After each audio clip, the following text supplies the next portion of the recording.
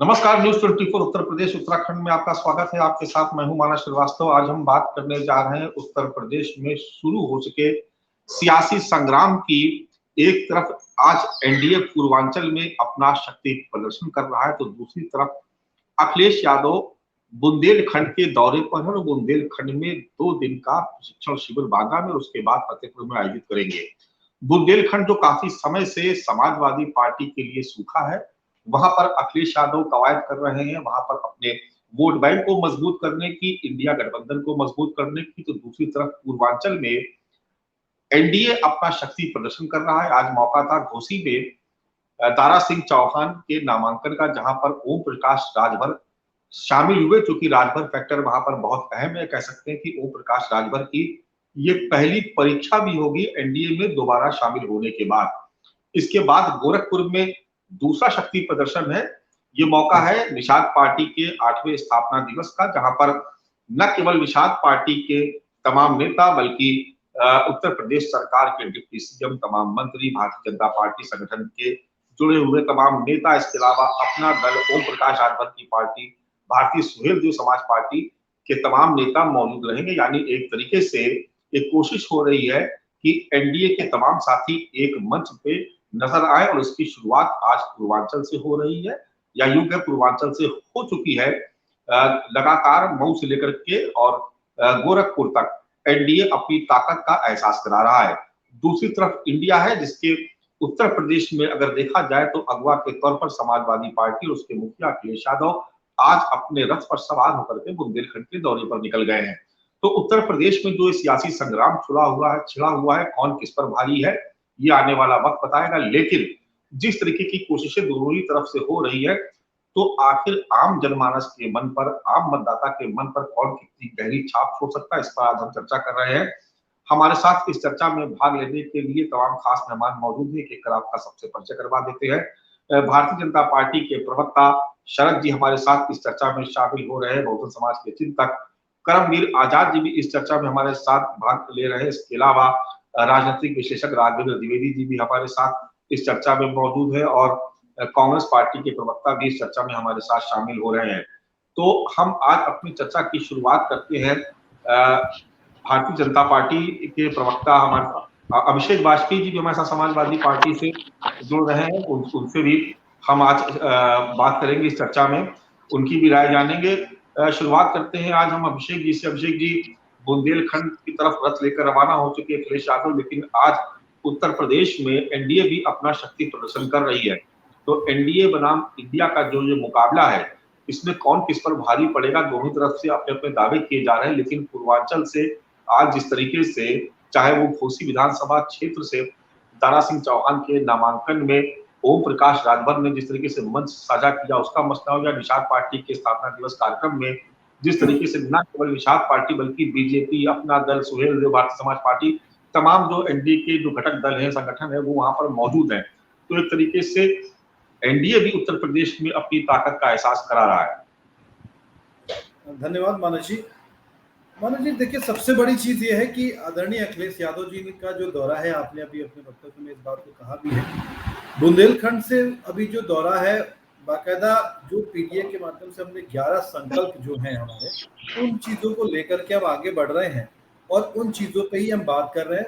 और सरकार ने जो झूठे वादे किए थे, उन वादों की सत्यता क्या थी, वो भी हम जनता जनार्दन के बीच लेकर के जा रहे हैं। हर एक पैरामीटर्स पे हम बात कर रहे हैं। अभी आपने एक बात कही कि एनडीए अपनी ताकत दिखा रहा है। बिल्कुल, ये सब तो हम लोग बहुत पहले से कहते रहे हैं कि एनडीए अपनी ताकत दिखा रहा है और हम लोग मानते भी हैं। चाहे वो आपने महाराष्ट्र में भी देखा, चाहे राजस्थान में भी देखा, बाकी जगह पे भी आप देख ही रहे हैं। और अभी ताजा उदाहरण अभी आपने देखा कि कैसे समाजवादी पार्टी के विधायक ने अपना इस्तीफा दिया और अपने निजी स्वार्थ को साधने के लिए कैसे भारतीय जनता पार्टी ज्वाइन की। क्योंकि अगर जनता जनार्दन के मुद्दों की बात होती तो शायद वो ये काम ना करते। विपक्ष में बैठ करके और मजबूती के साथ जब वो आदरणीय जनता ने उनको अपना मत दिया, प्यार दिया, आशीर्वाद दिया, तब वो किस मुंह से कह सकते हैं कि मैंने किस वजह से जाकर के भारतीय जनता पार्टी में ज्वाइन किया है। क्योंकि आप देखिए, जब एक व्यक्ति एमएलए बनता है तो उस क्षेत्र की जनता जनार्दन उसको आशीर्वाद देती है, तब बनता है। उनका धर्म होता है कि वह किसी भी जगह पे जा करके जनता जनार्दन के मुद्दों को समझे और अपनी डेस्क से अपने विधानसभा में बाकायदा जब प्रश्नकाल होता है इन सब चीजों के रिगार्डिंग हम तब बात कर सके और मुद्दों की बात कर सकें। आखिर वह किस मुझसे कह सकेंगे? क्या वो विपक्ष में रह करके अपनी बातें पूरी नहीं करवा सकते थे, या भारतीय जनता पार्टी के लोग मानने के लिए आतुर नहीं थे, या फिर एक सबसे बड़ा प्रश्न मानव जी उठता है इस पे कि भारतीय जनता पार्टी के लोगों का कौन सा दबाव था, या फिर दारा सिंह जी का कौन सा निजी स्वार्थ था जिसकी वजह से उन्होंने ऐसा कदम उठाया? या आने वाले दिनों में देखने को पता चलेगा और बहुत सारी चीजें निकल करके आएंगी। नहीं, बिल्कुल ठीक कहा आपने, लेकिन इसमें भी इसको कहने में भी कोई परहेज नहीं होना चाहिए कि जब देश में विधानसभा के उत्तर प्रदेश विधानसभा के चुनाव होने जा रहे थे उस वक्त बड़ी संख्या में पाला बदल हो रहा था और भारतीय जनता पार्टी से ही तमाम नेता टूट टूट करके समाजवादी पार्टी के खेमे में जा रहे थे। उस वक्त बड़ा भव्य तरीके से उसको प्रेजेंट किया गया, ये दिखाया गया कि देखिए समाजवादी पार्टी बहुत मजबूत है और भारतीय जनता पार्टी बेहद कमजोर है। आप देख रहे हैं कि तमाम जो बड़े बड़े नेता हैं वो छोड़ के आ रहे थे। मुझे याद है उस वक्त स्वामी प्रसाद मौर्य के घर पे बड़ी भीड़ जमा हुआ करती थी और ये गिनती गिनी जा रही थी कि अब कितने लोग आएंगे, अब कितने लोग आएंगे। बहुत किसी ने मैं आपकी बात का बिल्कुल सम्मान करता हूं, इस बात का आपने बिल्कुल ठीक कहा, लेकिन आप इस चीज को देखिए कि जब भारतीय जनता पार्टी से समाजवादी पार्टी में सब लोग आए थे तो यही दारा सिंह जी ने क्या क्या कहा था मैं उस पर नहीं जाऊंगा, लेकिन आपको अच्छे से पता है, बहुत सारे लोगों ने कवरेज करके चलाया भी था। आखिर आज जब जनता जनार्दन ने उनको वोट दिया, आशीर्वाद दिया और जब मुद्दों की बात आई तो वापस से बोध में जा करके भारतीय जनता पार्टी के पास बैठना, तो क्या सारे मुद्दे खत्म हो गए, सारी जवाबदेही खत्म हो गई, या फिर कौन सा वॉशिंग पाउडर और वॉशिंग मशीन थी जिसमें डाल करके वो साफ कर दिए गए? अभिषेक वाजपेयी जी, मुझे याद नहीं, लेकिन किसी ने एक बहुत अच्छा शेर कहा था कि भाई को भाई से और बेटे को बेटे से जुदा करती है ये सियासत है जनाब, कब किसी से कहाँ वफा करती है। तो ये तो चलन है सियासत का। इसमें कभी आपके पाले से बीजेपी के पाले में, कभी बीजेपी के पाले से आपके पाले में, ऐसे सैकड़ों उदाहरण मैं दे सकता हूँ। कई लोगों के नाम भी कोट कर सकता हूँ कि जिन लोगों ने लगभग हर सियासी दल जो सत्ता में रहा उसका मजा लिया और भरपूर मजा लिया, और उसके बाद जब मौका लगा छोड़ के चले गए। चलिए खैर, शरद जी हमारे साथ जुड़े हुए हैं, इस चर्चा में हमारे साथ भाग ले रहे हैं। शरद जी, आज बड़ा प्रदर्शन है एनडीए का, हमने देखा कि मऊ से लेकर के और गोरखपुर तक कोई मौका नहीं छोड़ रहे हैं आप दिखाने का कि एनडीए एकजुट है। दारा सिंह चौहान के मंच पर ओम प्रकाश राजभर और तमाम दूसरे घटक दल के नेता नजर आ रहे हैं। निषाद पार्टी का कार्यक्रम है, वहां पर आपने पूरी सरकार के तमाम मंत्री, बीजेपी के तमाम नेता, अपना दल, सुहेल देव पार्टी, सभी लोग एक साथ मंच पर नजर आ रहे हैं। जी मानस जी, देखिए भारतीय जनता पार्टी एक तो हर समय तैयार रहती है, तत्पर रहती है, और हमारा जिस तरह का काम हुआ है उत्तर प्रदेश में, भारत में 9 साल से जब हम चुनाव में गए तब तक हमको जनता ने आशीर्वाद दिया है, तो हम लोग तो हमेशा तैयार रहते हैं। जो भी हमारे कैंडिडेट हैं उनके लिए हम लोग हर तरीके से, हमारे कार्यकर्ता जो है वो लगे रहते हैं, चाहे क्षेत्र में है, जिले में है, जो तहसील में, किसी भी जगह पन्ना प्रमुख तक जो है वो घर घर जाके रोज लोगों में अलग जगाता है। तो हम लोग तो और दूसरा ये है कि जो कार्य किया है वो जनता को दिख रहा है। पहली बार उत्तर प्रदेश के इतिहास में एक मुख्यमंत्री को 2 बार चुना गया है, जो माननीय योगी जी को। तो जनता खुद ही कह रही है, हमें अब कुछ कहने की जरूरत नहीं है। पहले हम खाली एक संकल्प लेके आए थे, लेकिन अब हमारे संकल्प का तो अब जनता को कोई विकल्प ही नहीं दिख रहा है। तो जो कार्य हुआ है उस पर जनता आशीर्वाद दे रही है। और अभी आप देखें कि जो 2 गढ़ माने जाते थे, एक रामपुर और आजमगढ़, वो भी दोनों ध्वस्त हो गए। जो दम भर रहे थे कि नहीं साहब माई कॉम्बिनेशन में जो है वो सारा मुसलमान इनको वोट देगा, आप देखें कि पिछले निकाय चुनाव में मुसलमान बहुत बड़े स्तर पे भारतीय जनता पार्टी के साथ आया है। जो इन लोगों को भड़काया जा रहा था कि नहीं साहब भारतीय जनता पार्टी माने मुस्लिम विरोधी, तो वो जनता ने अब हर व्यक्ति, हर वर्ग जो है वो जान गया है। और पहले इनका माई कॉम्बिनेशन था, फिर इनका पीडीए कॉम्बिनेशन है, नए कॉम्बिनेशन आ रहे हैं, फिर लिपापोती करके पहले आपका यूपीए था, यूपीए के बाद फिर इंडिया बनाया गया। और इंडिया तो खुद ही, इसके तो नाम पर ही, इसके तो 3 लोग तो ये क्लेम कर रहे हैं कि उन्होंने नाम दिया। केजरीवाल कह रहे हैं हमने नाम दिया है, ममता दीदी कह रही हमने नाम दिया है, कांग्रेस कह रहे हैं हमने नाम दिया है, नीतीश बाबू उसके नाम के ही खिलाफ है। तो ये जो इंडिया गठबंधन जो ठगबंधन बना है, जो स्पेशल 26 का, उसका क्या भविष्य है वो तो अभी दिख रहा है। पंजाब में प्रताप सिंह बाजवा साहब जो कांग्रेस के अध्यक्ष हैं, उन्होंने कह दिया हम आम आदमी के साथ कोई संबंध नहीं रखेंगे, कोई उनके साथ कोलैबोरेशन नहीं होगा। ममता दीदी ने कह दिया है कि अगर कांग्रेस सीपीआई के साथ खड़े होगी तो हम कांग्रेस के साथ खड़े नहीं होंगे। सीपीआई में के सीताराम येचुरी जी ने कह दिया है कि हम बिहार के, बंगाल के सारे सीटों पे हम चुनाव लड़ेंगे। तो ये एनडीए कब तक रहे, ये जो इंडिया है ये कब तक रहेगा, क्या इसका भविष्य है, वो तो मतलब अभी जो हमारे यहाँ एक कहावत है पूर्वांचल में कि पूत के पांव पालने में देखे जाते हैं, तो इनके तो पांव पालने में ही दिख रहे हैं कि क्या भविष्य क्या होने वाला, वो तो पालने में ही दिख रहा है।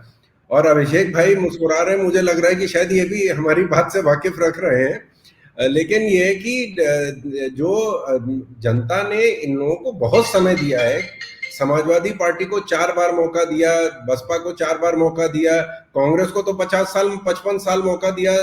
अभी भी कई राज्यों में जो इन्होंने राजस्थान की हालत करी है, अभी जो लेटेस्ट इंडिया टुडे मैगजीन है उसमें आया है कि किस तरह वहां 26% जो बेरोजगारी की दर है, पूरे भारत में सबसे ज्यादा बेरोजगारी की दर राजस्थान में है। तो ये क्या दे क्या रहे हैं, और कोई नहीं, और अभी भी जो सारी बहस, सारी लड़ाई, सारा झगड़ा सिर्फ इस बात का है कि भारतीय जनता पार्टी को बाहर रखना है, एनडीए को बाहर रखना है। देना क्या है ये कोई नहीं, अभी तक इस पे कोई चर्चा नहीं हुई है कि ये क्या देना चाहते हैं। सिर्फ ये है कि मैं भारतीय जनता पार्टी को बाहर रखना, माननीय मोदी जी को हमको हराना है। अब ये तो इन लोगों को अभी शायद शक है कि मोदी जी सांस नहीं लेते हैं। अगर ये पता चल जाए कि मोदी जी सांस लेते हैं तो हमारा विपक्ष सांस लेना बंद कर देगा। आप देखें कि संगोल की खिलाफत इन्होंने करी, जो अशोक स्तंभ बना था उसमें शेरों के मुंह पे बहस हुई है। पार्लियामेंट जो बनी है, नई संसद बनी, उसके ऊपर बहस हुई है। तो हमको जनता देख रही कि कौन काम कर रहा है, कौन खिलाफत के लिए खिलाफत कर रहा है। लेकिन शरद जी, एक सवाल तो जनता पूछेगी ना कि अगर आपको डबल इंजन की सरकार के काम पे इतना ही भरोसा था, तो जिन ओम प्रकाश राजभर ने आपको पूर्वांचल में विधानसभा के चुनाव में तगड़ा डेंट दिया, आप उनको अपने साथ में लिया, और ओम प्रकाश राजभर को भी लग रहा था कि समाजवादी पार्टी में उनका भविष्य सुरक्षित नहीं है, उनके राजनीतिक हित सध नहीं पाएंगे, इसलिए वो भी आपके साथ आ गए। तो ये तो कहा जाए कि एक समझौता ऐसा है जिसमें दोनों तरफ, दोनों को ही लाभ है, इसलिए आप लोग एक साथ आए। काम की बात तो पीछे रह जाती है शरद जी। मानस जी, भारतीय जनता पार्टी के दरवाजे हर वर्ग के लिए, हर पार्टी के लिए खुले हैं। हम तो कांग्रेस से भी कह रहे हैं, हम तो समाजवादी से भी कह रहे हैं, हम तो जितनी पार्टियां हैं, हम तो एनसीपी से भी कह रहे हैं कि वो भी जो उनका जो शरद पवार जी का जो हिस्सा है उसमें वो भी भारतीय जनता पार्टी के साथ जुड़े। देश की सेवा में जो आना चाहता है, जिसको लगता है कि शायद उसको यहाँ फायदा नहीं है, वो छोड़ के चला जाता है। लेकिन जिनको लगता है कि नहीं वो देश की सेवा कर सकते हैं, उनको जनता आशीर्वाद देगी, जनता मौका देगी, वो देश के लिए काम करने को तैयार है। हम तो सबके लिए दरवाजे खुले हैं, हमारा कोई कॉम्बिनेशन नहीं है।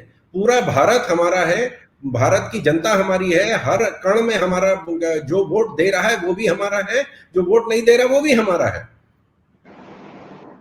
जी वाजपेयी जी, आप कुछ कह रहे हैं, आप अपनी बात कंप्लीट करिए, फिर आगे जाना होगा करमवीर आजाद जी के पास। बस छोटी सी चीज कहूंगा। एक तो आपने जब शायरी की बात कही तो शायरी का जवाब शायरी से जरूर बनता है, और क्योंकि शरद भाई ने इतनी बड़ी बात कही, इतनी अच्छी बात कही, तो मुस्कुराना मेरा लाजमी था। बुलंदी देर तक किस शख्स के हिस्से में रहती है, बुलंदी देर तक किस शख्स के हिस्से में रहती है, बहुत ऊंची इमारतें हर घड़ी खतरे में रहती हैं। तो देखिए, जाहिर सी बात है कि जो शरद जी बात कह रहे थे कि उनको आज अभिमान है कि 2 टेन्योर की सरकार चल रही है, दोबारा योगी जी चुने गए, मोदी जी चुने गए। तो उसी पे मैंने मुनव्वर राणा जी का एक शेर था, तो मैंने उसी पे ही जवाब दिया। अभी इन्होंने एक बात कही, काम की बात कर रहे थे, क्योंकि आपने भी उस वक्तव्य में कहा काम की बात अगर आप कर रहे थे तो क्या आपको काम पे अपने यकीन नहीं था कि महाराष्ट्र जब कांग्रेस ने इतनी जगह सरकार आपकी हटा दी, तो क्या आपको अपने काम पे यकीन नहीं था? महाराष्ट्र में आपने सरकार तोड़ करके बनाई, तो क्या आप सरकार तोड़ करके बनाई तो क्या आपको अपने काम पे यकीन नहीं था? या फिर आपने एमपी में सरकार बनाई तो जनता के मैंडेट को बदला, तो क्या आपको अपने काम पे यकीन नहीं था? या फिर अगर काम पे यकीन था तो जनता जनार्दन ने आपकी पहले कितनी जगह से कितने स्टेटों में सरकार हुआ करती थी, आज कितनी जगह पे है, तो काम पे यकीन इसका मतलब जनता को नहीं रह गया ना। अभी आपने एक बात कही कि सभी पार्टियों से, मतलब समाजवादी पार्टी की तरफ से मैं हूं प्रवक्ता हूं उसका, तो मैं इस बात को कहूंगा कि धन्यवाद, लेकिन हमें उस पार्टी में जाना ही नहीं है जो लोकतंत्र की हत्यारी सरकार कहलाए। आपने, मैंने कई बार बोला इस चीज को, कल आपने मनोज जी, आपने अमर उजाला देखा होगा, उसमें उत्तर प्रदेश में ही 5 विभाग ऐसे थे जहां से 18,000 करोड़ रुपए का अता पता नहीं है, जिसके बिल नहीं है, भुगतान कर दिए गए। वो 18,000 करोड़ किसके जेब में चले गए, इसके बारे में जवाब आपको देना पड़ेगा। बिजली विभाग के भविष्य निधि फंड का घोटाला जो था, उसके बारे में आपको जवाब देना पड़ेगा। छात्रवृत्ति घोटाला जो होम्योपैथिक में हुआ, उसका जवाब आपको देना पड़ेगा, क्योंकि आपके पास कोई जवाब आज के समय में नहीं है। अभी आपने एक बात कही एनडीए की, जब आप बात कर रहे थे तो श्रीमान जी आपको इस भी बताइए कि पहले एनडीए के घटक दल कितने हुआ करते थे, और जितने लोगों के साथ आपने जोड़ा था तो आज उसमें से कितने लोग रह गए। अभी आपने एक बात कही, मोदी जी सांस लेते हैं। अरे साहब, मोदी जी सब सांस लेते हैं ना, तो सांस के साथ कितने छोटे मोटे चले जाते हैं अंदर, पता ही नहीं चलता है। तभी आपका अस्तित्व आज ये रह गया है कि जिनके वोट परसेंटेज नहीं है, जिनके विधायक नहीं है, उन लोगों को आप अपने साथ लेकर के चल रहे हैं। तो ये बताता है कि आप कितना डरे हुए हैं, और जनता जनार्दन का जनादेश आपको स्वीकार इसी वजह से नहीं। चलिए करमवीर आजाद जी के पास चलते हैं। करमवीर जी, सवाल आपके लिए फिर से वही जो मैं बार बार आपसे पूछता हूं कि एनडीए बहुत मजबूत है, वो अपने आप को दिखा रहा है कि हम बहुत मजबूत है। इंडिया कह रही कि हम पूरे देश के पैमाने पे काम करें, सारे दल हमारे साथ हैं, और उत्तर प्रदेश में इस बार भारतीय जनता पार्टी को 80 में 80 सीटें हरा देंगे। नारा भी दे दिया अखिलेश यादव ने, आज बुंदेलखंड के दौरे पे भी निकल गए। इन सब के बीच जो चीज हम लोग बार बार मिस करते हैं, जिसके स्टैंड पर बहुत सारी चीजें डिपेंड करती हैं, वो चाहे वो ओवैसी की पार्टी जो लगातार वोट काटने का काम करती है उत्तर प्रदेश में, या फिर भूमिका मायावती की क्या होगी, या दलित किस तरफ जाएगा, क्योंकि मायावती ने भी आज से ही उन्होंने कैंप करना शुरू कर दिया है। तो अगर दलितों के नजरिए से देखें, क्योंकि जिसके वोट बैंक एक दलित और पिछड़ा दो, एक ऐसा गठजोड़ बीजेपी ने तैयार किया जिसकी वजह से लगातार वो 2014 से अजय की स्थिति में नरेंद्र मोदी के रथ को, बीजेपी के विजय रथ को कोई रोक नहीं पा रहा, क्योंकि दलित प्लस पिछड़ा और सवर्णों का जो गठबंधन है, और शायद यही वजह थी कि ओम प्रकाश राजभर को भी उनको साथ में लेना पड़ा, क्योंकि पूर्वांचल में जिस तरीके का डेट दिया था 2022 के विधानसभा चुनाव में ओम प्रकाश राजभर ने, और मायावती ने उसके अपोजिट पश्चिमी उत्तर प्रदेश में कैंडिडेट्स देकर के बीजेपी को एक बहुत बड़ा फायदा पहुंचाया वहां। तो ये जो इन दलों की जो भूमिका है, आपको लगता है कि ये खेल बना और बिगाड़ सकते हैं ये एनडीए और इंडिया का?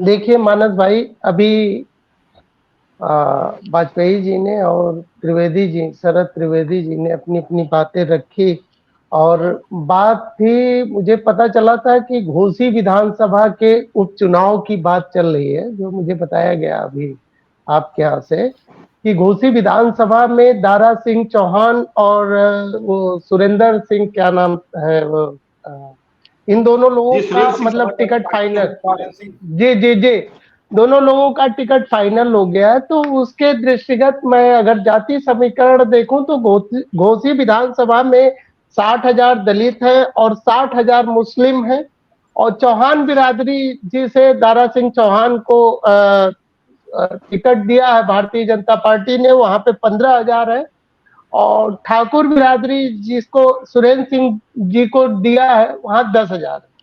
ये जाति समीकरण मैंने आपको एक रखा है, लेकिन समस्या इस बात की नहीं है। देखिए, सबसे बड़ी चीज मैं बार बार कहता हूं, संगठनात्मक रूप से भारतीय जनता पार्टी काफी मजबूत है, और उससे लड़ाई लड़ने के लिए हमें उसके बराबर में बैठ करके सोचना पड़ेगा। ये बात मैं कई बार कह चुका हूं, और मैं, चूंकि देखिए भारतीय जनता पार्टी जो बात कह रही है, या कांग्रेस, इसके पहले कांग्रेस पार्टी की सरकार रही है केंद्र में और बहुत दिन तक उन्होंने शासन किया, उसके अगेंस्ट में मान्यवर काशीराम साहब ने 1978 में एक संगठन बनाया था जिसे बामसेफ कहा उन्होंने, backward and minority community employees federation.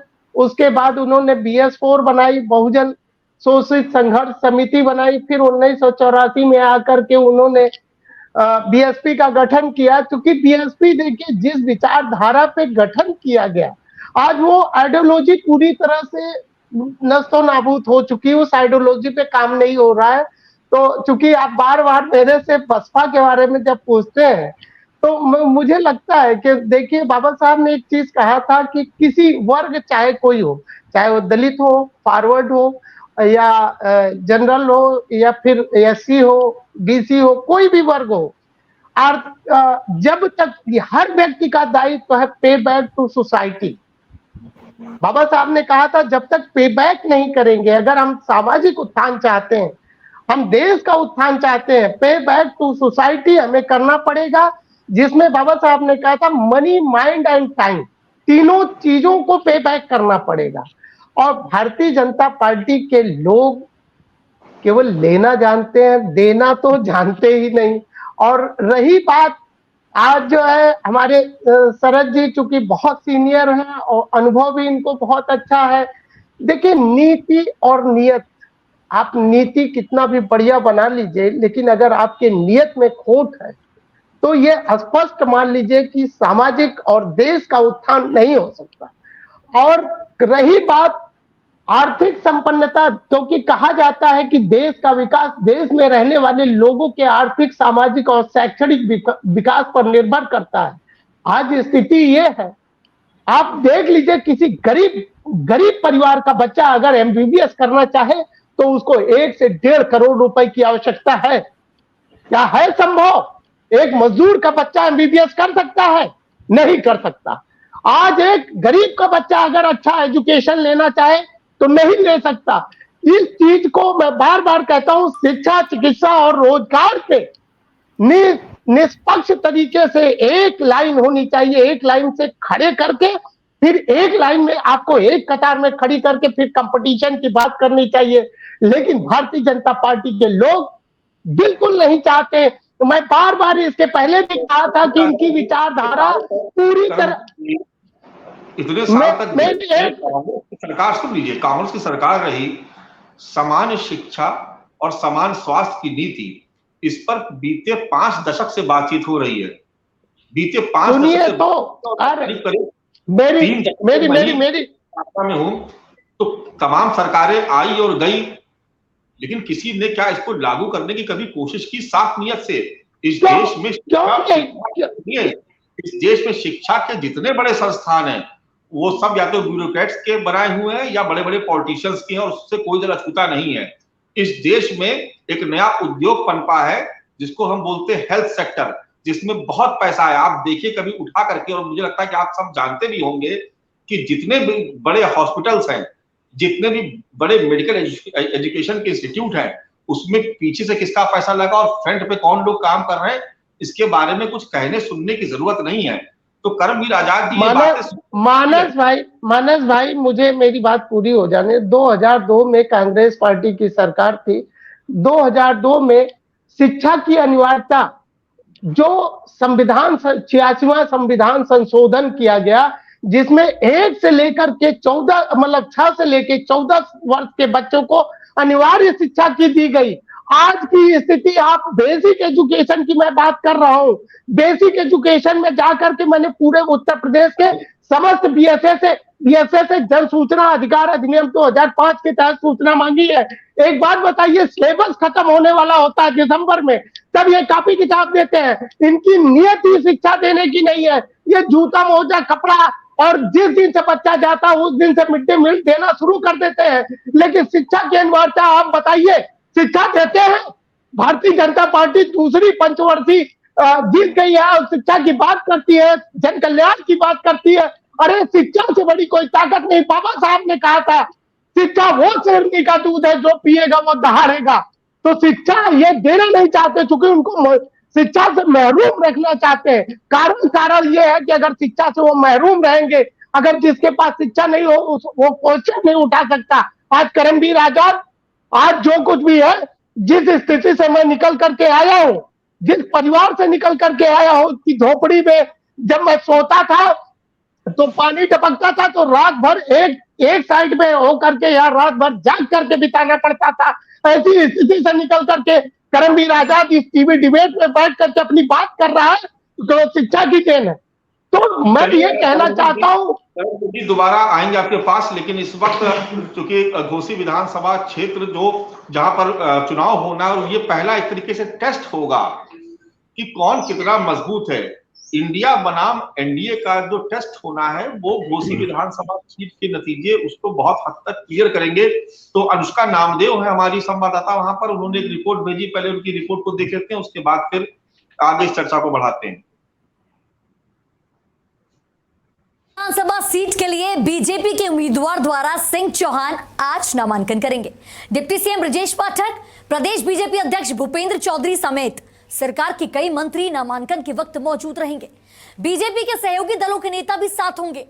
SBSP के राष्ट्रीय अध्यक्ष ओम प्रकाश राजभर, निषाद पार्टी के राष्ट्रीय अध्यक्ष संजय निषाद, अपना दल के आशीष पटेल भी रहेंगे। नामांकन के बाद कोपागंज क्षेत्र के बापू इंटर कॉलेज के मैदान में जनसभा हो करेंगे। एसपी ने सुधाकर सिंह को मैदान में उतारा है। चलिए अब आंकड़ों पर नजर डाल देते हैं। घोसी में मतदाताओं की संख्या कुल 4,30,393 है, तो वहीं पुरुषों की संख्या है 2,31,545। वहीं महिलाओं की बात करें तो कुल संख्या है 1,98,848। अन्य बचे 9। दलितों की संख्या की बात करें तो 60,000 है। चौहान की बात करें तो 45,000 है। मल्लाह की बात करें तो 70,000 है। यादवों की बात करें तो 40,000 है। सिया की बात करें तो 45,000 है। सुन्नी की बात करें तो 35,000 है। राजभर की बात करें तो 35,000 है। भूमिहार की बात करें तो 35,000 है। क्षेत्रियों की बात करें तो 40,000 है। ब्राह्मण वहीं 20,000, बनिया वहीं 15,000, मौर्य 15,000, कुर्मी 10,000, लुहार 10,000 और वहीं कायस्थ 6,000 है। तो देखिए पूरे जातिवार आंकड़े हमारे संवाददाता ने वहां पर बताया आपको कि किस तरीके का वहां पर जो समीकरण है वो क्या कहता है। और शायद यही वजह है कि ओम प्रकाश राजभर की जो मौजूदगी है वो बहुत इंपॉर्टेंट हो जाती है, क्योंकि ओम प्रकाश राजभर की वजह से ही ये माना जा रहा था कि ये सीट भारतीय जनता पार्टी विधानसभा चुनाव में हार गई थी, और राजभर फैक्टर वहां पर काफी प्रभावी है। तो उसको देखना होगा कि वो किस तरीके से अपना इम्पैक्ट डालता है।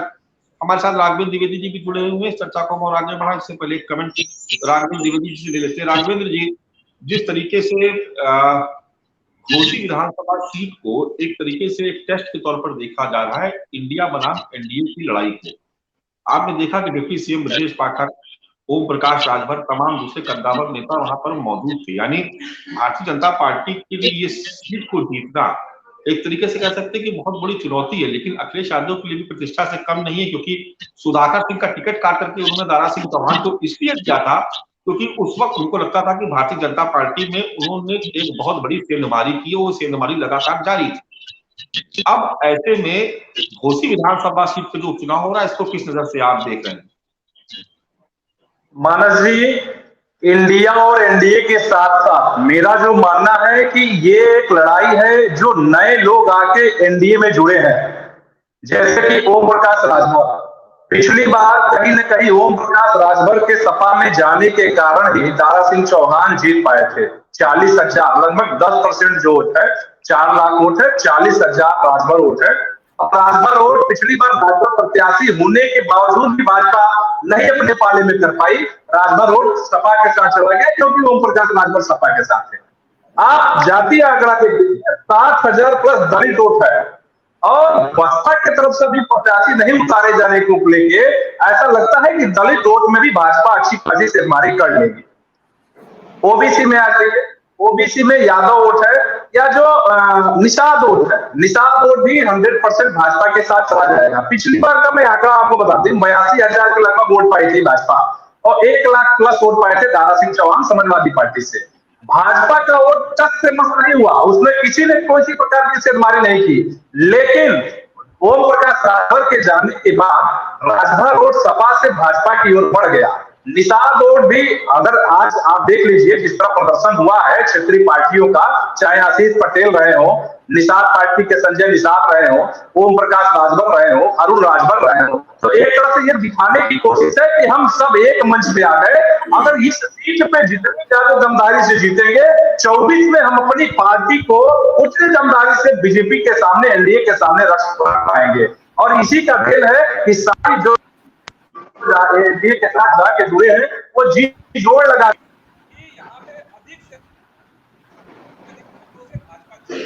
चलिए हम अब अभिषेक वाजपेयी जी के पास चलते हैं। वाजपेयी जी, इंडिया बनाम एनडीए की लड़ाई का एक टेस्ट होने जा रहा है।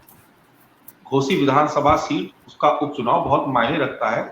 इस लिहाज से आज अखिलेश यादव का मैं बयान सुन रहा था लखनऊ से, जब वो अपने रथ लेके निकल रहे थे, तो उन्होंने उस वक्त अखिलेश जी ने ये कहा कि घोसी विधानसभा सीट समाजवादी पार्टी जीत के आएगी और इंडिया की बड़ी जीत होगी, एनडीए वहां पर स्टैंड नहीं कर पाएगा, एनडीए को चुनाव हरा करके आएंगे यहाँ पे। अगर हम बात करें तो इंडिया को साबित करने के लिए, उसको उत्तर प्रदेश में उसकी मजबूती के लिए कितनी अहम है ये सीट आपके लिए? क्योंकि देखिए पिछले अगर हम 2-3 अगर उदाहरण देखें तो आजमगढ़ आपका सबसे मजबूत किला था। भारतीय जनता पार्टी ने बहुत तिकड़म लगा के, बहुत तरकीब से उसको ध्वस्त कर दिया। रामपुर, जहां पर 2-2.5 दशक से कोई जीत के नहीं आ पाया, वहां पर भारतीय जनता पार्टी ने आपके आजम खान की सीट, उनके बेटे अब्दुल्ला आजम की सीट, वहां पर आप देख रहे हैं किस तरीके से कब्जा हो गया भारतीय जनता पार्टी का वहां पर। तो जो आपके गढ़ थे उनको चुन चुन करके ध्वस्त करती रही भारतीय जनता पार्टी। अब घोसी विधानसभा सीट जो आपके ही कैंडिडेट से खाली हुई, उस पर कब्जा करने की कोशिश हो रही है, तो क्या आप प्रिपेयर है इस हमले के लिए? मजबूत है आप? देखिए मानव जी, अगर आपने अभी बात कही रामपुर आजमगढ़ की बात, देखिए बहुत सारे ऐसी जगह पे रही जहाँ पे भारतीय जनता पार्टी अपनी खाता ही नहीं खोल पाई। समाजवादी पार्टी की पूरी सीटें रही हैं, तो इस पे ये नहीं कह सकते। अब अगर रामपुर की अगर आप बात करेंगे तो आपको याद होगा कि सभी लोगों ने, सभी समाजवादियों ने इस बात का विरोध भी किया था कि पुलिस के दम पे कैसे मोहल्ले से मोहल्ले के आगे पुलिस वालों को लगा दिया गया और वोट डालने तक जाने नहीं दिया गया। और अगर आपको वो वाकया भी याद होगा जहाँ पे एसपी ने बाकायदा वोटरों को गाली गलौज करके वापस भेज दिया था, वो भी आपको याद होगा। तो इस पैटर्न पे नहीं कह सकते, लेकिन ये पैटर्न जो आप बोल रहे हैं कि हम आदरणीय अखिलेश यादव जी ने इस बात को कहा, बिल्कुल वाजिब चीज है। क्योंकि जब जनता के हक की आवाज उठाता है और अगर वही बेईमानी कर दे तो कौन सी बात रह जाएगी। मैंने अपने वक्तव्य में पहले भी कहा था, आज दारा सिंह जी जनता के बीच जाकर के किस मुंह से वोट मांगेंगे? भाई जनता तो कहेगी ना कि हमने आपको जिता करके दिया था अपने हक हुकूक के लिए, कि आप हमारी लड़ाई लड़ेंगे। आप विधानसभा में जा करके हमें क्या चीज चाहिए आप उसका बाकायदा विपक्ष में बैठ करके और मजबूती से आप बात उठाते, क्योंकि सत्ता की बात कम सुनी जाएगी तो विपक्ष की बात ज्यादा सुनी जाएगी, क्योंकि आप अपनी बात कर सकते हैं। आज आप सत्ता पक्ष में चले गए हैं तो किस बात को आप कहेंगे? तब भी तो आप सत्ता में थे ना, जब समाजवादी पार्टी में आप आए थे, तब आपने बोला कि बात नहीं सुनी जा रही थी, प्रताड़ित किया जा रहा था, समाजवादी पार्टी में आ गए। आज समाजवादी पार्टी से आपको सीट मिली, बाकायदा आप जनता जनार्दन ने आपको आशीर्वाद दिया, प्यार दिया, तो फिर क्या वजह हो गई कि आप वापस से उसी में चले गए? और अगर राजभर जी की बात करें, देखिए राजभर जी तो स्वयं सभी लोगों ने बोला, भारतीय जनता पार्टी ने सबसे पहले बोला कि राजभर जी तो बिन पेंदी के लौटे हैं, वो कभी इधर लुढ़क जाते हैं, कभी उधर लुढ़क जाते हैं। उनको खुद ही अपना स्टैंड नहीं पता है कि वो किस स्टैंड पर उनको जाना है। क्योंकि अगर आप जनता जनार्दन की बात, अपने लोगों के हक हुकूक की बात करते हैं तो आपको उस पैटर्न पे चलना पड़ेगा, थोड़ा स्ट्रगल करना पड़ेगा। लेकिन जब बात आएगी, आपकी मजबूती से बात आएगी और जनता भी देखेगी कि हाँ हमारे हक के लिए लड़ने वाला कोई व्यक्ति है, तो उसी बात पे ही आदरणीय अखिलेश यादव जी ने इस बात को आगे बढ़ाया और इस बात को कहा हुआ है। जनता जनार्दन का हमें बिल्कुल यकीन है कि जनता जनार्दन का आशीर्वाद और प्यार हमें मिलेगा। शरद जी, बहुत तरीके से जो पहला टेस्ट ये होने जा रहा है घोसी विधानसभा सीट का, देखिए दो चीजें इसमें जो है वो आमतौर पर ऐसा देखने को मिलता नहीं है। एक तो समाजवादी पार्टी से उनका विधायक आप तोड़ के अपने पास ले आए, उसी को ही आपने चुनाव मैदान में उतार दिया, जिनके दम पर ये कहा जा रहा है कि जिनकी अग्नि परीक्षा वहां पर होनी, ओम प्रकाश राजभर, वो भी विधानसभा चुनाव में समाजवादी पार्टी के सहयोगी अखिलेश को सीएम बनवा रहे थे, उनको भी तोड़ के आप ले आए। ये तो वही बात हो गई कि विपक्ष के तीर से आप विपक्ष पर ही हमला कर रहे हैं, उन्हीं को घायल कर रहे हैं आप। ये स्ट्रेटजी कैसे बना लेते हैं आप लोग? मानस जी देखिए, स्वामी प्रसाद मौर्य जो है वो मुझे लग रहा है कि शायद ही कोई उत्तर प्रदेश में पार्टी जिसमें रहे नहीं है। तो वो जब हमारी पार्टी में आते हैं तो ये होता है कि साहब वो बेपेंदी का लोटा हो जाते हैं, और जब किसी और पार्टी में जाते हैं तो उनके पता नहीं कहाँ से पेंदी डेवलप हो जाती है। तो ये बात नहीं है। इशू इस समय इस बात का है कि देखिए, जो ये लोग कर रहे हैं सोशल इंजीनियरिंग। सोशल इंजीनियरिंग का समय था, 90 के बाद सोशल इंजीनियरिंग शुरू हुई थी, लेकिन 14 के बाद आ गई है सोशल डिलीवरिंग। तो जो आपको अब चुनना है सोशल इंजीनियरिंग के बीच में और सोशल डिलीवरिंग के बीच में। जनता देख रही है कि अब विकास का जो कार्य है, अब हमने विकास को पहली बार हम मेन स्ट्रीम लाए थे, मुख्य धारा में लाए थे कि साहब विकास ही हमारा मुद्दा है, विकास ही एजेंडा है, विकास ही झंडा है। तो विकास के आधार पे जिस तरह का काम हुआ है उस पे जनता ने वोट दिया है। और अभी अभिषेक भाई ने बहुत अच्छी बात कही कि साहब ऐसे ऐसे लोग भी भारतीय जनता पार्टी के साथ जुड़े हैं जिनकी खुद की कोई सीट नहीं आई है और उनके शायद वोट नहीं है। तो ये बिल्कुल सही बात है कि भारतीय जनता पार्टी के लिए वोट, और वोट तो हमको जनता देगी, हमारे काम पे देगी। अगर कोई व्यक्ति भारतीय जनता पार्टी के साथ जुड़ना चाहता है, उसके पास वोट है, उसके पास नहीं, उससे कोई फर्क नहीं पड़ता है। आप देखें कि माइनॉरिटी जो है वो विपक्ष के लिए, माइनॉरिटी का मतलब होता है कि वो समूह जिसके इतने वोट हैं जो हमको जिता सके। भारतीय जनता पार्टी के साथ लिए माइनॉरिटी और सेकुलरिज्म जो है वो मैं आपको बता दूं, आप आंकड़े नोट कर ले, 168 यहूदी धर्म के लोग हैं गुजरात में, उनको हमने आरक्षण दिया है। 168 वोट पे मुझे नहीं लग रहा है कि आप प्रधानी का या किसी मोहल्ले का भी चुनाव आप जीत सकते हैं। तो ये जो कहानी है अब जनता को पता चल गई है। भारतीय जनता पार्टी को हर बार मुसलमानों के खिलाफ खड़ा किया जाता था। आप देखें कि जब एसटीएफ का ट्रेनिंग सेंटर लखनऊ में खुला था तो भारत में सेकुलरिज्म को कोई खतरा नहीं था। जैसे ही एसटीएफ का ट्रेनिंग सेंटर देवबंद में खोला गया तो अखिलेश जी ने कहा कि साहब ये इससे जो है भारत में सेकुलरिज्म खत्म हो जाएगा। हमने नहीं कहा है, अरे अगर वहां खुल सकता तो वहां भी खुल सकता है। जब इनकाउंटर हुआ था अतीक अहमद के प्रकरण में, जो पहला आदमी जिसको मारा गया था उसका नाम था विजय चौधरी, तो सिर्फ फेक इनकाउंटर था, उसमें संविधान बिल्कुल सुरक्षित था, कोई संविधान की हत्या नहीं हुई, संविधान को तो खरोंच भी नहीं आई थी। लेकिन जैसे ही इसके दो बेटों का, एक असद और अरबाज, दोनों का, जब एक बेटे का और एक उनके साथी का इनकाउंटर हुआ जो एक विशेष धर्म के थे, तो साहब वो एकदम से संविधान की हत्या हो गई। आप देखें कि जो पश्चिमी उत्तर प्रदेश में जब अनिल दुजाना का इनकाउंटर हुआ तो किसी ने नहीं कहा कि साहब उसका चपरासी से इंक्वायरी करा दीजिए, लेकिन अतीक अहमद के प्रकरण में ये कहा गया कि साहब हमें हाईकोर्ट जज, सिटिंग हाईकोर्ट जज पे विश्वास नहीं है, रिटायर्ड सुप्रीम कोर्ट जज पे विश्वास नहीं, हमें सिटिंग सुप्रीम कोर्ट जज से इंक्वायरी करानी है। लेकिन अनिल दुजाना वो भी उसी के टक्कर का माफिया था, उसके इनकाउंटर में किसी ने नहीं कहा कि साहब किसी आप चपरासी, हेड क्लर्क, सेक्शन ऑफिसर से उसकी आप इंक्वायरी करा दीजिए। तो ये जनता देख रही है, जनता देख चुकी है। 9 बार उत्तर प्रदेश में पिछले 9 साल से जब जब चुनाव हुआ है जनता ने आशीर्वाद दिया है। अब ये इंजीनियर जो सोशल इंजीनियरिंग है कि हम इसको जोड़ के उसको तोड़ के सरकार बना देंगे, फिर इस वर्ग को निकालेंगे, उसको हम खिलाफ बता देंगे। आप पिछले चुनाव में देखिए भारतीय जनता पार्टी को बताया गया कि सबसे पहले वो ब्राह्मणों के खिलाफ है, क्योंकि विकास दुबे का इनकाउंटर हुआ और विजय मिश्रा का इनकाउंटर हुआ। लेकिन जब बाराबंकी में ये करीब 6 आतंकी पकड़े गए तो शफीकुर रहमान बर्क साहब ने कह दिया है कि भारतीय जनता पार्टी माइनॉरिटी के खिलाफ एक्शन ले रही है। जब पश्चिमी उत्तर प्रदेश में कार्रवाई करी गई तो कह दिया कि साहब ओबीसी के खिलाफ है भारतीय जनता पार्टी। अब ये सब कहानियां हैं, किस्से हैं, इनका कोई महत्व नहीं, कोई अस्तित्व नहीं है। जो डिलीवर करेगा, हर व्यक्ति को चाहिए कि सुरक्षा, हर व्यक्ति को चाहिए सड़क, हर व्यक्ति को चाहिए रोजगार।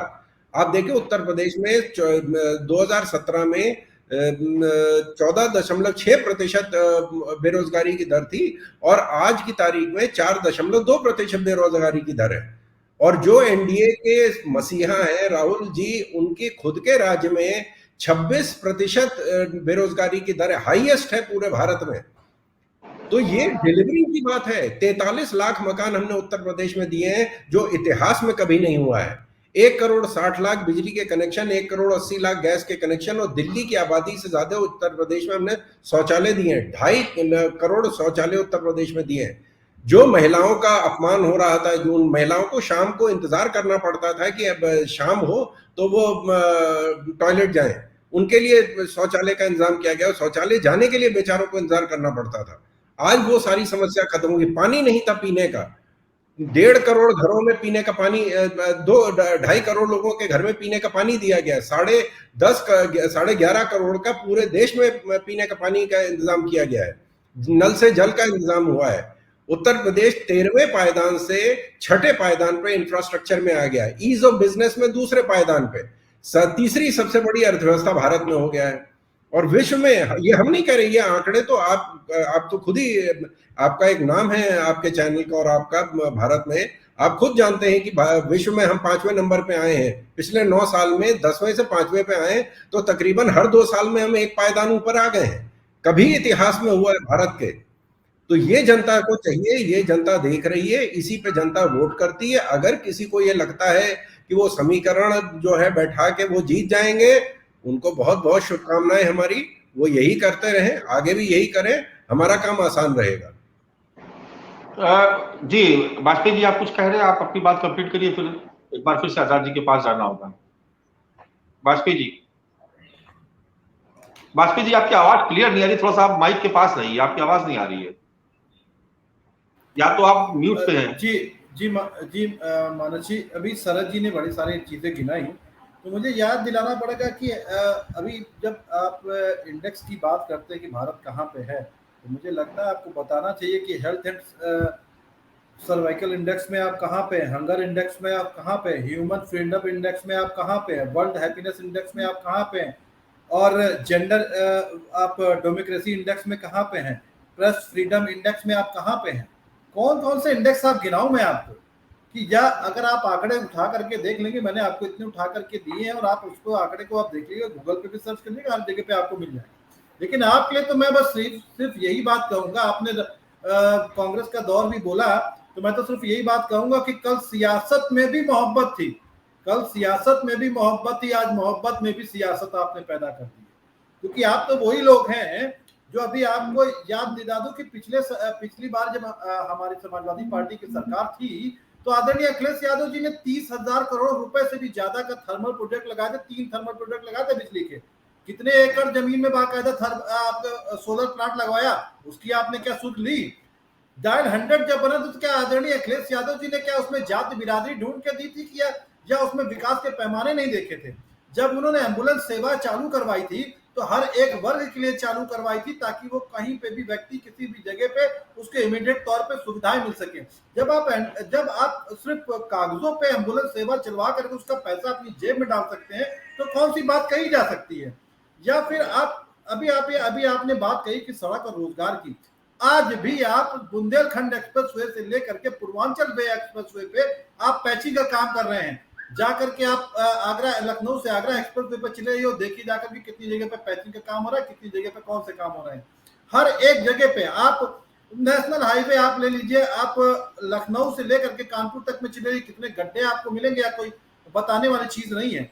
और अभी आपने पश्चिम की बात कही, कौन से पश्चिम की बात करना चाहते, जहाँ पे ध्रुव नाम के व्यक्ति की और जहाँ पे ध्रुव नाम के व्यक्ति की और शशस्वी नाम की जो महिला थी, उनकी जमीन पे कब्जा कर लिया गया। आदरणीय मुख्यमंत्री योगी आदित्यनाथ जी बोलते तो बहुत अच्छा है, इसमें कोई दो राय नहीं है, आदेश भी बहुत सारे पारित किए थे कि अवैध कब्जे हटाने के लिए। तो उत्तर प्रदेश की राजधानी लखनऊ में आपके विधायक क्यों बचाने चले आते हैं अवैध कब्जों को, इसके बारे में भी आपको बताना चाहिए था। पूर्वांचल में बाकायदा आपके लोगों के ऊपर बाकायदा आरोप क्यों लगते रहते हैं, इसका मतलब कि मुख्यमंत्री योगी आदित्यनाथ जी की सुनने वाला कोई नहीं है, या फिर उनकी बात का अनुसरण करने वाला कोई नहीं है। जनता जनार्दन को आप कितना ठगेंगे, क्योंकि आप अभी विकास की बात करते, कौन से विकास की आप गंगा बहाना चाहते हैं, या कोई समझ ही नहीं पाता है। अगर विकास की गंगा की बात कहें, तो कितनी जगह पे गंगा जी साफ करने के नाम पे आपने केंद्र सरकार से कितना पैसा लिया, और कितनी जगह साफ हुई, या किसी तो छुपा हुआ नहीं है। आपने भारत के हर एक व्यक्ति को इतना कर्जदार बना दिया है कि जितना 70 सालों में कर्जा लिया गया था, आपने 9 सालों में कर्जा ले लिया है। यमाना जी अच्छी तरीके से जानते हैं, और बाकायदा उसकी पूरी रिपोर्ट भी सबमिट है, सदन में पेश भी हुई थी इस चीज के लिए। लेकिन आप लोग सिर्फ जनता जनार्दन को सिर्फ आप मूर्ख बनाने का काम कर सकते हैं, इसके अलावा जनता के मुद्दों पर आप बात नहीं कर सकते। बड़ी जिम्मेदारी के साथ आजाद जी के पास चलते। कर्मवीर आजाद जी, देखिए जो बात अभी समाजवादी पार्टी के अपने साथी कह रहे थे, या जो शरद जी ने जो बातें रखी, देखिए ये दोनों ही बातें जनता के सामने, लेकिन 2014 के बाद से अगर आप लगातार एनालाइज करते हुए चले आइए तो 2014 में भारतीय जनता पार्टी ने उत्तर प्रदेश में एक नया इतिहास रचा, 73 सीटें जीत आ गए। 2017 में विधानसभा के चुनाव हुए, उत्तर प्रदेश में प्रचंड बहुमत की सरकार बनी। फिर 2019 के लोकसभा चुनाव आए, फिर भारतीय जनता पार्टी, उस वक्त तक विपक्ष काफी हद तक एकजुट भी हो चुका था और कई तरीके के प्रयोग किए जा चुके थे और ये सारी बातें उस समय भी उठ रही थी। लेकिन फिर उत्तर प्रदेश में हालांकि सीटें जरूर कम हुई, लेकिन फिर भी एक बहुत अच्छी स्थिति में कह सकते हैं कि भारतीय जनता पार्टी ने उसके बाद से लगातार वो गेन करती जा रही है। उपचुनाव में भी 2022 के चुनाव आए, बहुत हद तक ये इस बात की उम्मीद की जा रही थी कि मुकाबला बहुत कांटे का, बहुत टक्कर होगी और शायद यही वजह थी कि बहुत सारे लोग बीजेपी से पाला बदल करके समाजवादी पार्टी के पास बैठ गए कि उनको पूरी उम्मीद थी। ओम प्रकाश राठौर भी उसी का हिस्सा थे और दारा सिंह चौहान से लेके स्वामी प्रसाद मौर्य तक भी उसी रणनीति का ही हिस्सा थे। लेकिन 2022 में भी आपने देखा, अब देखिए 2024 आपके सामने है। आपको क्या लगता है कि विपक्ष अपनी बात मजबूती से रख नहीं पा रहा है, जनता के सामने अपनी बात को प्रेजेंट नहीं कर पा रहा है, या वास्तव में भारतीय जनता पार्टी ने उत्तर प्रदेश की जनता को इतना मंत्रमुग्ध कर दिया कि उसको बीजेपी के अलावा कुछ समझ में नहीं आ रहा है? मतलब क्या एनालाइज करते हैं आप इसके बारे में? देखिए मानस भाई, बहुत अच्छा क्वेश्चन है आपका कि विपक्ष शायद जो है समझाने में जनता को नाकाम है। कहीं न कहीं उस जनता ने पूर्व की सरकारों में बहुत कष्ट झेला है और बहुत सारी चीजें, देखिए इनके लिए एक बहुत बड़ा समय काल जो कोरोना काल 2020 का था, कोरोना काल में इन्होंने एक काम किया जो जिस चीज को और पार्टियों को समझने की जरूरत है, एक कॉमन मैन के पास पहुंच करके, चूंकि उस समय ऐसी भयावह स्थिति थी कि लोगों को, जो आप अभी वाजपेयी जी ने ग्लोबल हंगर इंडेक्स की बात कही, तो ग्लोबल हंगर इंडेक्स में उस समय 103 नंबर पे भारत था ग्लोबल हंगर इंडेक्स में उस समय, मतलब जब कोरोना काल नहीं आया था उसके पूर्व में। और आज की जो स्थिति, बीजेपी ने ये किया कि जो जनता के पैसे का किस तरीके से दुरुपयोग करके, मतलब उन्होंने आपदा में भी इन भ्रष्टाचारियों ने उनके राशन का चोरी करना नहीं छोड़ा। ये भारतीय जनता पार्टी की ही सरकार थी। मेडिकल के नाम पे 2021 में सेकेंड वेव में जब कोरोना काल आया तो लोगों ने उस अवसर को अपने इस्तेमाल करने में भी कमी नहीं की और मेडिकल स्वास्थ्य सेवाएं इतनी लचर हो गई थी। उस समय लोगों की लाशें आपने देखा होगा और आपने चलाया भी था मानस भाई, मुझे याद है कि कुत्ते जो है लाशों को नोच नोच करके खा रहे थे। यह भारतीय जनता पार्टी की ही सरकार थी। लेकिन आपने देखा होगा, मुझे याद है उस समय मैं लखनऊ में एक हमारे मित्र का देहांत हो गया था, लेकर के जा रहे थे तो भैंसा कुंड के पास में पूरा बैरिकेडिंग लगा दी गई अपनी कमियों को छुपाने के लिए। किस तरीके से मीडिया के बंधुओं को जाने नहीं दिया जा रहा था, यह भारतीय जनता पार्टी की ही सरकार थी। आज जो बड़ी बड़े दावे और बड़ी बड़ी बातें करना कि हमने इतना इस लेवल पे पहुंच गए, वहां पे इस लेवल पे पहुंच गए, ये मुझे नहीं लगता है कि हमारे विपक्ष के बंधु जो भी ये इंडिया की 26 लोगों का एक घटक दल है और जिसको लीड कर रहे हैं उत्तर प्रदेश में माननीय श्री अखिलेश यादव जी, वो शायद जनता में उस बात को नहीं कह पा रहे। कहीं ना कहीं देखिए ऐसा है। और दूसरी चीज ये भी है कि बहुत सारी चीजें जो बीजेपी करती है वो कुछ न कुछ उसका केवल वो काउंटर कर रहे हैं, कुछ एक्स्ट्रा नहीं कर पा रहे हैं। एक दिन एक जगह उनका इंटरव्यू देख रहा था मैं, तो उन्होंने एक बात कही, पूछा एंकर ने कि ये बताइए योगी आदित्यनाथ जी, माननीय योगी आदित्यनाथ जी 4 बजे उठते हैं, मैं भी 4 बजे उठता हूँ। कहे कि वो जो है आप 4 बजे उठ के क्या करते हैं, तो उन्होंने कहा वो क्या करते हैं, वो तो पूजा पाठ करते हैं, संत आदमी है, मैं भी पूजा करता हूँ। ये कोई जवाब नहीं होता है। माननीय अखिलेश जी का मैं चूंकि बहुत ही सम्मान करता हूँ और बहुत ही मतलब अच्छा काम करते हैं, लेकिन सबसे बड़ी समस्या इस बात की है कि आप सार्थक जवाब नहीं देते, जनता गुमराह की पोजीशन में है। यही था। देखिए, आपने जिसका जिक्र किया कि कोरोना काल में इतनी कैजुअलिटी होने के बाद भी अगर उत्तर प्रदेश में योगी आदित्यनाथ जी की सरकार रिपीट हो रही है तो जरूर जनता को कुछ अच्छा लगा होगा और तभी तो उनके पास दोबारा गया, वरना उत्तर प्रदेश में पहले तो पूर्ण बहुमत नहीं, दोबारा मौका नहीं मिला। तो लेकिन भारतीय जनता पार्टी, मानस जी, भारतीय जनता पार्टी के पास एक बहुत बड़ी कला है कि जनता को कैसे गुमराह किया जाए, और ये कला अन्य दलों को भी सीखना पड़ेगा। जब तक अन्य दल किसी को गुमराह करना, बेवकूफ बनाना नहीं आएगा, जैसे इन्होंने समय हमारा खत्म हो रहा, तो एक बार शरद जी के पास जाएंगे, उसके बाद एक बार द्विवेदी जी के पास जाएंगे। शरद जी, क्या माना जाए, आपकी जीत में ज्यादा हाथ किसका होता है, आपकी अपनी खुद की मेहनत का या विपक्ष की कमजोरी का, उसमें से जीत के आ जाते हैं आप बार बार?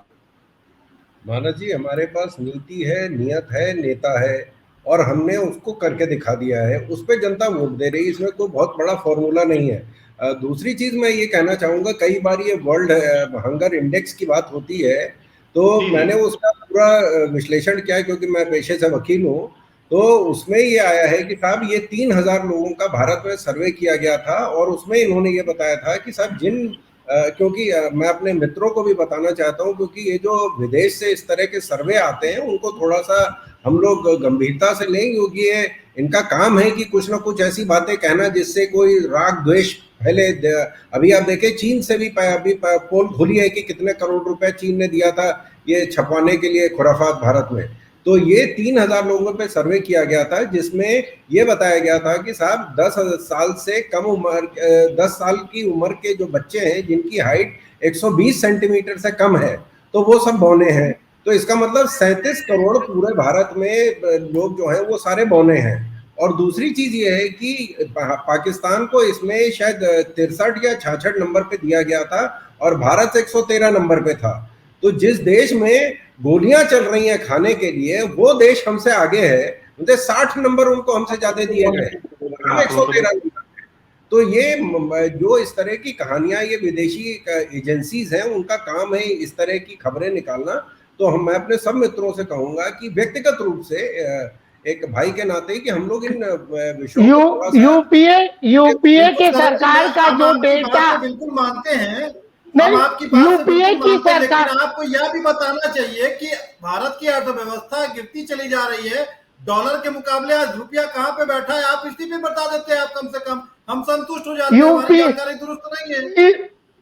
ये याद करिए 2014 के पहले, शरद जी, मैं ज्यादा बड़ी बात नहीं, आप ही के लोग ग्लोबल हंगर इंडेक्स, महंगाई और भ्रष्टाचार, ये दुनिया भर का प्रोपोगंडा जो आप लोगों ने स्वयं किया है, आज उससे पीड़ा क्यों हो रही है आपको, उसको क्यों नहीं सुनना चाहते हैं? ये मैं थोड़ी नहीं कह रहा हूँ, ये 2014 के पूर्व जो है, ये बात तो भारतीय जनता पार्टी के लोग ही कहते थे।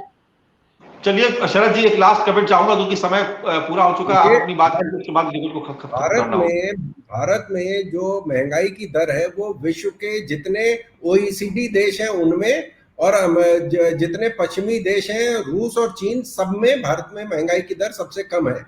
चीन में बेरोजगारी की दर 26% है, उत्तर प्रदेश में 4.2% है, और आज की तारीख में हाईएस्ट एवर एक्सपोर्ट हुआ है। 875 बिलियन डॉलर का एक्सपोर्ट हुआ है और 600 बिलियन डॉलर से ज्यादा का हमारे पास फॉरेन एक्सचेंज रिजर्व है। ये भारत के इतिहास में आज तक नहीं हुआ है। और जो डेट टू जीडीपी रेशियो चीन का है वो 265% है, 265% डेट टू जीडीपी रेशियो है। अमेरिका में 4 बड़े हो गए, भारत में एक बैंक की सरकार आपसे ज्यादा अच्छी थी। 1 लाख करोड़ का हम लोगों ने सरप्लस बैंक को प्रॉफिट में लेके आए हैं। जब पहले एनपीए हुआ करते थे, पहली बार पिछले 20 साल में हमारे बैंक सरप्लस में आए, 1,05,000 करोड़ का सरप्लस जो प्रॉफिट जनरेट हुआ हमारे बैंक में। चलिए शरद जी, ये आंकड़े आप सब लोग जनता के सामने रखिएगा, लेकिन राघवेंद्र द्विवेदी जी हमारे साथ जुड़े हुए। राघवेंद्र जी, बिल्कुल संक्षेप में अपनी बात को खत्म करिए। सवाल सीधा सा है कि भारतीय जनता पार्टी जिसका रथ अभी तक कोई रोक नहीं पा रहा है, 2014 से खासतौर से उत्तर प्रदेश की बात करें तो ज्यादा इसके लिए किस फैक्टर को आप ज्यादा जिम्मेदार मानते हैं? क्या भारतीय जनता पार्टी वास्तव में इसके काम को जनता पसंद कर रही है, विपक्ष की अपनी बात जनता को समझा नहीं पा रहा है? छोटा सा कमेंट चाहिए आपको। मानस जी, शरद जी हम लोग से बहुत बड़े हैं और हम लोग सम्मान करते हैं। अभी शरद जी ने कहा कि हमारे पास नीति है, नियत है और नेता है। मुझे लगता है सबसे बड़ा शब्द जो कार्यकर्ता है उन्होंने छोड़ दिया, क्योंकि भाजपा के पास आज के डेट में 4 है: नीति, नियत, नेता और कार्यकर्ता। क्योंकि कार्यकर्ता ही एक ऐसा शब्द है जो जमीन पे भाजपा के लिए काम कर रहा है। क्योंकि मैं आपको बता दूं, लोकसभा के 16 सीट पे जो उत्तर प्रदेश में भाजपा आ रही, उस 16 सीट पे विशेष तौर पर करके कार्यकर्ता लगा के, मंत्री लगा के, सांसद लगा के, विधायक लगा के, और उस 16 सीट की पूरा लोग व्याख्या किए कि हम कैसे हारे। आपको बताते चलूं, समाजवादी पार्टी के अभिषेक वाजपेयी जी भी हमारे साथ हैं। सरकार रिन्यूअल में अधिकारियों का बहुत बड़ा हाथ होता है। कोई भी सरकार अगर दोबारा आती है तो उसमें सरकार के साथ साथ अधिकारियों का रोल होता है।